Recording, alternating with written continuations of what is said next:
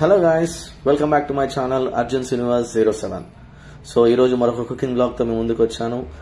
Food item వచ్చేసి egg biryani. So ఈరోజు egg biryani చేసే విధానం మరియు వాటికి కావాల్సిన ఐటమ్స్ ఏంటియో చూద్దాం.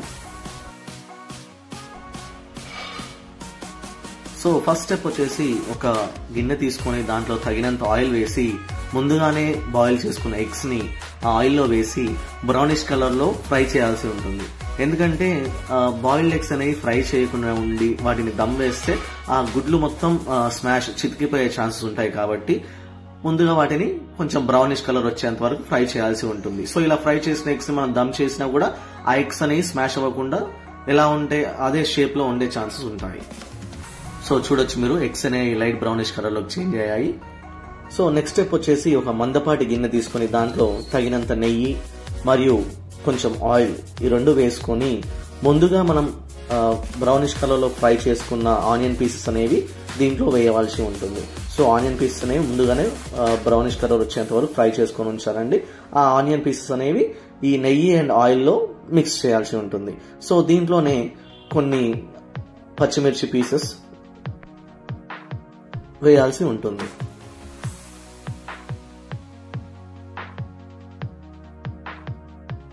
కట్ చేసిన పచ్చిమిర్చితో పాటు సన్నగా తరిగిన టమాటా ముక్కని కూడా ఇందులో వేయాల్సి ఉంటుంది. తగినంత పసుపు, కొంచెం అల్లం, తగినంత ధనియాల పొడి, 4 యాలకులు, కొన్ని లవంగాలు,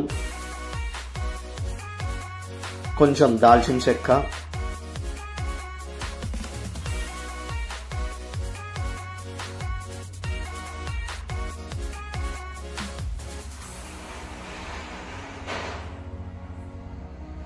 కొంచెం షాజీరా,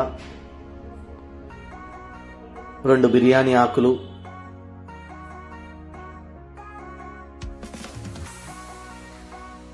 వేసి మొత్తం మిక్స్ చేయాల్సి ఉంటుంది. సో చూడొచ్చు మీరు, దీంట్లో ఏమేమి వేసామనేది మళ్ళొకసారి చెప్తున్నాను చూడండి. ఫ్రైడ్ ఆనియన్స్ తో పాటు పచ్చిమిర్చి, సన్నగా తరిగిన టమాటా, ధనియాల పొడి, షాజీరా, తగినంత పసుపు, యాలకులు, లవంగాలు, దాల్చిన చెక్క మరియు బిర్యానీ ఆకు, తగినంత ఉప్పు మరియు తగినంత కారం వేసుకొని ఈ మిశ్రమాన్ని బాగా మిక్స్ చేయాల్సి ఉంటుంది. సో దీంట్లోనే గరం మసాలా పొడి, మనం ఎంతైతే గరం మసాలా పొడి యూజ్ చేస్తామో ఆ గరం మసాలా పొడి వేసి బాగా కలపాల్సి ఉంటుంది.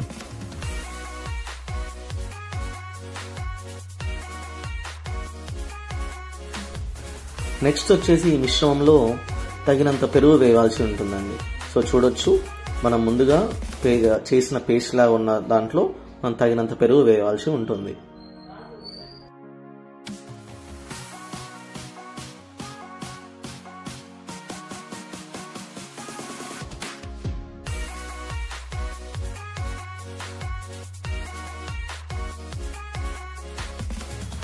నెక్స్ట్ వచ్చేసి దీంట్లో కొంచెం పుదీనా మరియు కొంచెం కొత్తిమీర యాడ్ చేసుకొని మిశ్రమాన్ని బాగా మిక్స్ చేయాల్సి ఉంటుంది.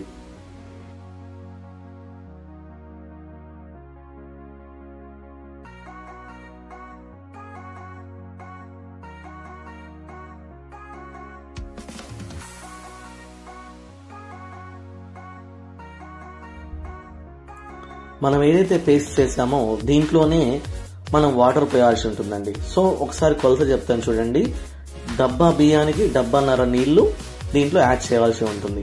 మనం ఎంతైతే రైస్ తీసుకుంటున్నామో, సపోజ్ ఒక డబ్బా రైస్ తీసుకుంటే డబ్బాన్నర నీళ్లు యాడ్ చేయాల్సి ఉంటుంది. లేకంటే 2 డబ్బాల రైస్ తీసుకుంటే 3 డబ్బాల వాటర్ అనేది యాడ్ చేయాల్సి ఉంటుంది దీంట్లోనే. సో దీంట్లో యాడ్ చేశాక మనం ఏదైతే రైస్ ని ఒక హాఫ్ అన్ అవర్ పాటు నానబెట్టి ఉంచిన రైస్ ని దీంట్లో యాడ్ చేయవలసి ఉంటుంది.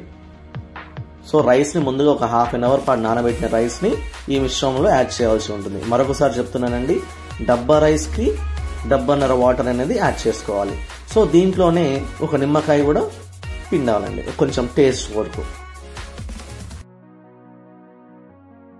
సో కొంచెం రైస్ అండ్ వాటర్ బాయిల్ అయ్యాక మనం ఏదైతే బాయిల్డ్ ఎగ్స్ ఫ్రై చేసుకున్నామో ఆ బాయిల్డ్ ఎగ్స్ ని దీంట్లో మిక్స్ చేయవలసి ఉంటుంది. సో పై విధంగా ఎలా అయితే మనం బాయిల్డ్ ఎగ్స్ ని ఫ్రై చేసుకొని ఉంచుకున్నామో ఆ బాయిల్డ్ ఎగ్స్ ని దీంట్లో మిక్స్ చేసి ఒక హాఫ్ అన్ అవర్ పాటు దమ్ చేయవలసి ఉంటుంది. హాఫ్ అన్ అవర్ పాటు మనం మీడియం ఫ్లేమ్ లో దమ్ చేయవలసి ఉంటుంది. సో దీంట్లోనే మనం ఇందాక ఎలా అయితే కొత్తిమీర అండ్ పుదీనా ఫస్ట్ మిక్స్ చేసామో అదే రకంగా మనం పైన మళ్ళీ కొత్తిమీర అండ్ పుదీనా కూడా మిక్స్ చేసుకోవచ్చు అండి. సో ఒక హాఫ్ అన్ అవర్ పాటు మీడియం ఫ్లేమ్ లో కుక్ చేశాక చూడండి రైస్ అనేది అండ్ బాయిల్డ్ ఎగ్స్ అనేవి బాగా కుక్ అయి ఉంటాయండి. సో ఈ విధంగా మనం చికెన్ బిర్యానీ తయారు చేసే విధానాన్ని చూడొచ్చు. సో బాయిల్డ్ ఎగ్స్ అనేవి అవి చితకకుండా స్మాష్ అవ్వకుండా వాటిని ప్రాపర్ గా మనం మిక్స్ చేయవలసి ఉంటుంది రైస్ ని.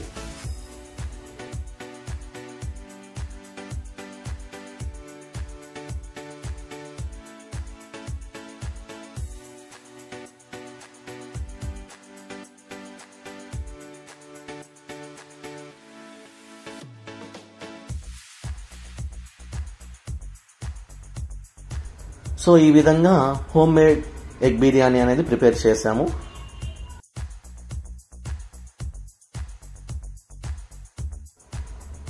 So please like, share and subscribe to my channel Arjun Srinivas 07. So videos మీకు బాగా నచ్చుతున్నాయని అనుకుంటున్నానండి. సో ఇంతే ఎంకరేజ్ చేస్తూ ఇంతే సపోర్ట్ చేస్తూ నన్ను ముందుకు తీసుకెళ్తారని అనుకుంటున్నాను. మరెన్నో వంటకాలు, మరెన్నో ట్రిప్స్ అండ్ బ్లాగ్స్ తో మీ ముందుకు వస్తాను. This is Om Sai Arjun signing off.